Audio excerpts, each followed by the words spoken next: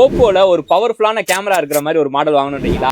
அதையும் புதுசை விட ஒரு 25,000 கம்மியா வாங்கணுமா? அப்பனா இந்த வீடியோ உங்களுக்கு என்ன வீடியோ ஸ்கிப் பண்ணாம ஃபுல்லா பாருங்க. Welcome to Yazh mobiles. இன்னைக்கு டுடே கலெக்ஷன்ல நம்ம ஃபர்ஸ்ட் பார்க்க போற மாடல் என்ன மாடல் பாத்தீங்கன்னா, சாம்சங்ல S23 8GB RAM 250GB ஸ்டோரேஜ்ல கிரீம் கலர்ல பிராண்ட் நியூவா இருக்கு. இதோட பிரைஸ் பாத்தீங்கன்னா 28,000 பண்ணி கொடுக்குறோம்.